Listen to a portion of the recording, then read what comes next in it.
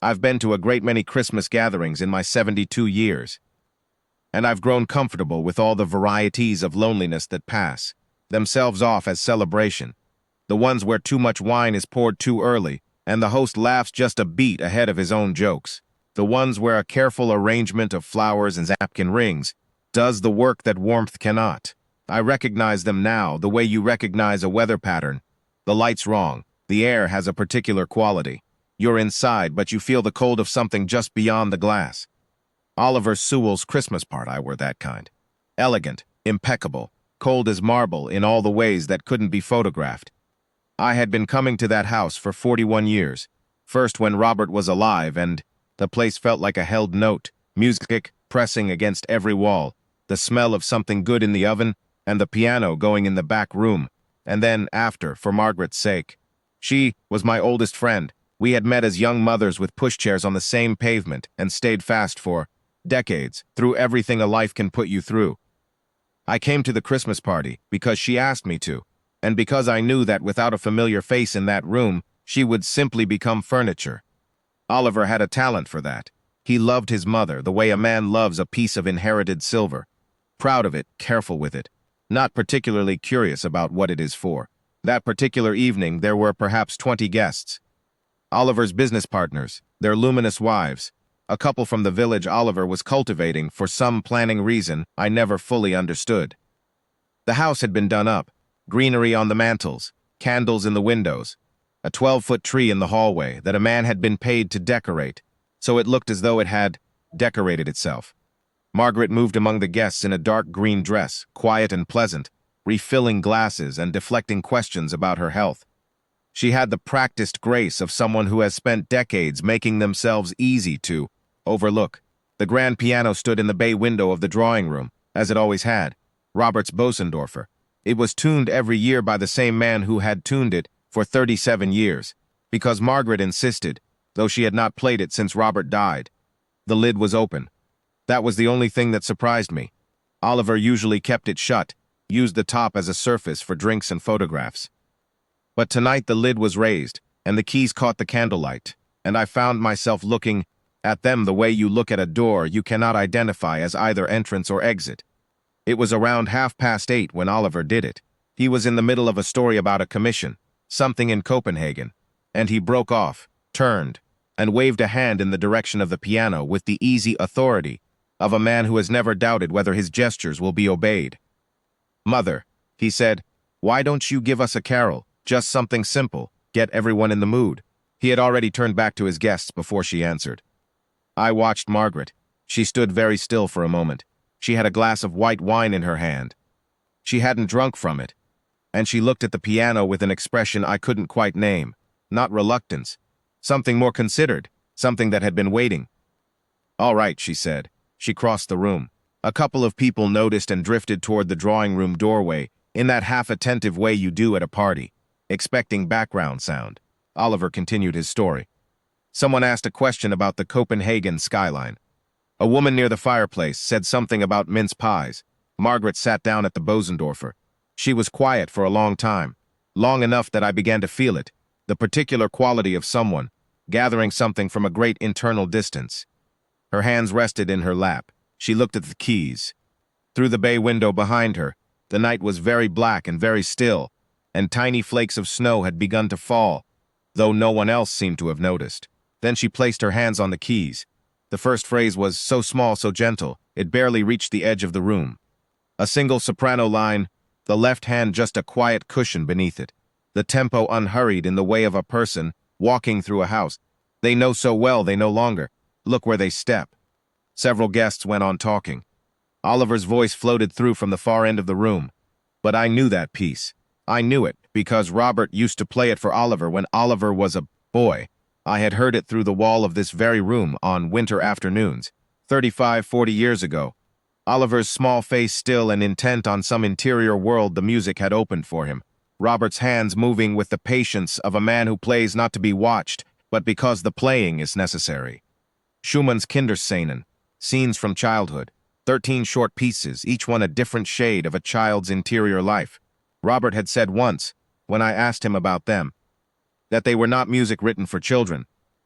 They were music written about childhood, by an adult, who remembered what it was to feel everything without the permission to name it. Margaret played the first piece, and then the second, and I felt the room's chatter begin to falter. It happened the way the snow happens, incrementally, almost imperceptibly, and then all at once. A woman touched her husband's arm. A man stopped mid-sentence and turned.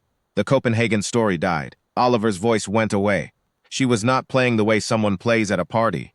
She was playing the way someone plays who has been silent for 30 years. And has finally opened a room they kept locked, and the air inside is different from any other air in the house. Her back was very straight, her head inclined slightly toward the keys, not with the labored attention of someone reading music, but with the quiet closeness of someone listening, for a voice they have been waiting to hear. By the fourth piece, the room was still. By the fifth, people had moved, not consciously, I think, but the way people move toward warmth or light without deciding to. They stood in the doorway, they drifted to the walls, they set their glasses down. I watched Oliver's face. He was standing at the far end of the drawing room. He drifted there without noticing, the way you drift toward a sound you can't account for. And he had gone perfectly, absolutely still, the kind of stillness that has nothing managed about it, nothing chosen. He looked the way he used to look as a child. I had not seen him look that way in 20 years. His glass was still in his hand, but he had forgotten it was there. She played through the cycle without stopping. Piece after piece, each one its own quiet world. The one that sounds like a child chasing something it cannot quite catch. The one that sounds like a lullaby being recalled rather than sung. The one that opens with a stumbling, joyful run and closes in something more complicated, as though even childhood joy contained the seed of what it would cost to remember it. There was a piece that sounded like the particular ache of looking backward and finding the view more beautiful than you remembered, and a piece so small and still it felt like being very young and hearing adults talk in the next room. Not the words, only the warmth of the sound, the knowledge that someone is there. The playing was not showy. There was no flourish, no performance of technique. There was only the absolute sincerity of hands that have held this music for half a century and are finally being allowed to give it back to the room, where it belongs. Margaret did not rush. She let each piece breathe and conclude before she moved to the next. The tempo was hers, unhurried, as certain as a woman walking a familiar road in the dark. The last piece, Träumerei, Dreaming. It opens with the simplest phrase, 4 notes, barely more than a question, suspended in the upper register, like something offered with both hands. Then the answer comes, lower, warmer, fuller, as though the question has sunk into something deep and been held there, and returned with weight on it. Robert had played this one last, always, on those winter evenings.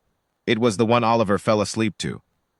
Margaret played it so slowly that the silence between the notes became part of the music, not absence but presence, the way breath is not the interruption of speech but the thing that makes speech possible, and the room breathed with it, and I felt the particular pressure behind my eyes that is not sadness exactly, but the feeling of being made briefly larger than your ordinary size, of being held open for a moment against your will and finding the space bearable.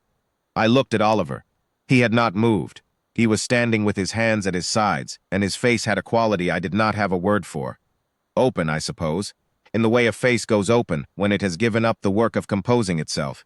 He was not wiping his eyes. His eyes were simply wet, and he was not doing anything about it, and this was the most private and the most public thing I had seen in a long time. The final chord dissolved. Margaret's hands lifted from the keys and settled in her lap.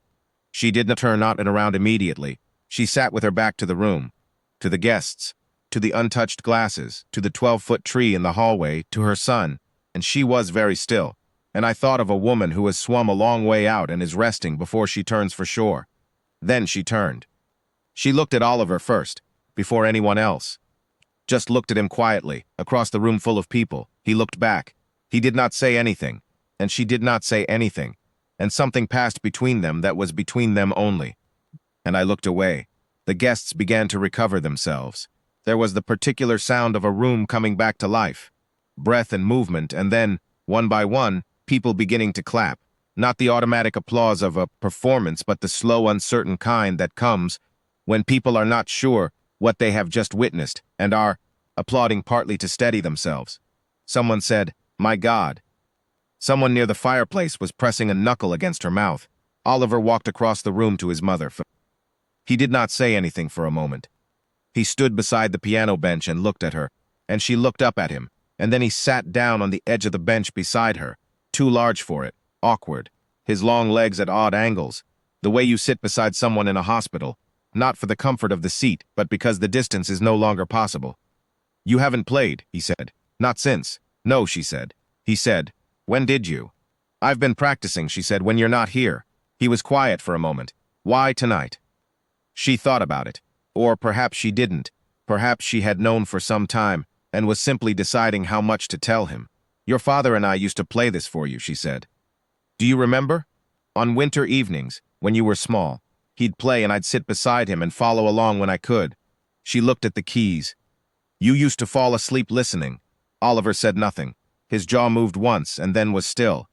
"I thought it might be time," she said, "that's all." He put his arm around her then, and she let him, and they sat together on that too small bench in front of the Bosendorfer, with the snow falling beyond the glass, and the candles burning low, and the guests quietly not looking at them, and it was the realest thing in that room, in that house maybe, in a very long time. I found my coat an hour later and let myself out through the kitchen, the way old friends do. I walked home through the snow. It had settled properly now. Everything softened and silenced, the village buried under its own quiet. I thought about what I'd witnessed, and I could not have told you exactly what it was. A woman playing the piano at a Christmas party, a man hearing his mother for the first time in 30 years, a piece of music that had waited in a closed room for 3 decades and had come out, tonight, on a particular winter evening, for a reason that was not mine to name. I have never entirely understood why music does what it does to us. I've thought about it often. My best theory is that it reaches something in us that is earlier than words, some part of us that formed before we had language to protect ourselves with, before we learned to keep things at arm's length. When it finds that place, there is nothing to do but feel what is there. All of it, whatever's been waiting. Margaret Sewell played a simple carol, her son had said. She played nothing of the kind. She played 30 years of a love she had carried alone, through Christmas after Christmas, and she gave it to the room, and to the snow, and to the only person in that house who had needed it all along, without knowing how much.